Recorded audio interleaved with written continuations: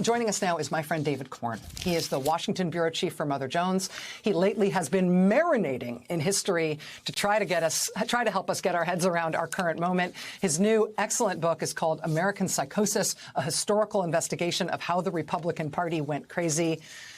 David Corn, thank you so much for writing this book, and thank you for being here. I'm sorry that I haven't been here enough to have you on right when it came out, but I'm really glad you could be here tonight. Well, thanks a lot, Rachel, and I appreciate your respect for history.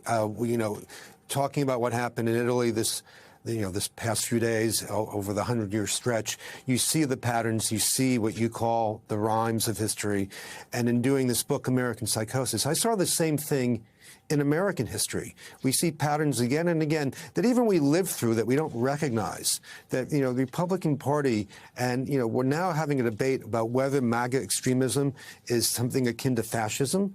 But the Republican Party for 70 years keeps having this dance with extremism, encouraging and exploiting extremism. It's happened all the time. What we see now with Donald Trump and the Republican Party is not an aberration, it's a continuation.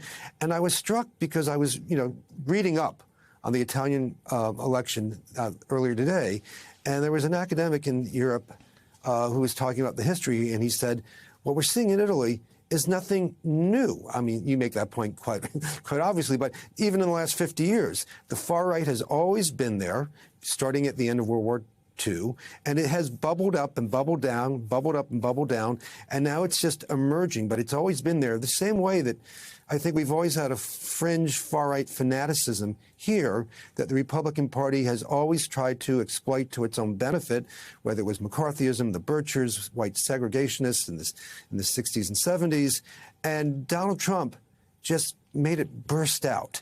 And it's interesting, in Italy, they have a multiple party system. So in Italy, the fringe elements, the far right, the fascistic elements, get their own parties. In America, it doesn't work that way. We don't have multiple parties, but we have seen the expansion of the influence of these extremists within the Republican Party. The Republican Party acting like a coalition in Europe, taking them in to get power and juice to the extent that we even see Donald Trump in recent days welcoming the QAnon movement into his Trumpist Republican Party, the way that the majority or the close to majority coalition in Italy has taken in and has been led by the fascists. David, I was struck by the fact that you document over and over again these moments where what we consider to be the mainstream Republican Party has to confront how much they want to be associated with people who they see and movements that they see as toxic, anti-democratic, extreme, and in most cases embarrassing. You talk about that with the John Birch Society, for example, and elements of the Goldwater campaign and the conservative media around that time. You talk about it with Dwight Eisenhower, General Eisenhower, as President Eisenhower having to confront McCarthyism and the appeal of Joe McCarthy, both at home in Wisconsin, where he was an incredibly towering figure, but also in terms of the way he tapped into some real dangerous energy on the far right. And I feel like you've busted a bunch of myths in terms of these sort of self-serving histories where we've sort of told ourselves left, right, and center that the Republican Party, the mainstream Republican Party, has effectively policed those extremes and kept them at bay until now. And in fact, I think, tell me if I'm wrong, but what I took from your book is that there are multiple instances in which the guys who we think of as the good guys, or at least the mainstream people, actually chose deliberately to keep cultivating those extremes, to keep those, the QAnon movements of their time alive and agitating for the Republican cause. Again, the pattern is obvious once you go back and look. There is not a single major Republican president or presidential candidate who did not embrace extremism to some degree. It waxes and wanes, and some do, and some have done it more intensely than others. But it's always been part of the Republican playbook. A recent example that, of course, you'll remember, and most of our viewers will, would be John Boehner embracing the Tea Party. The Tea Party was an extremist movement that, was arguing that Barack Obama Obama was a secret socialist Muslim born in Africa who had a secret plan to destroy the American economy so he could impose a totalitarian dictatorship.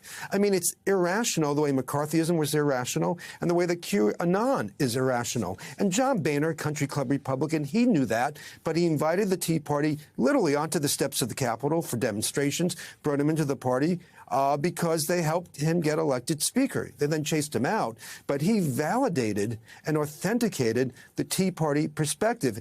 And like, McCarthyism, the Birchers, or you go over to the fascists of Europe, there's a core there. And the element that I see uniting all this is that they look at the other side, their political enemies, and they demonize and dehumanize them. They're subversive. They want to destroy their society. The McCarthyites believed there was a cabal that wanted to turn the U.S.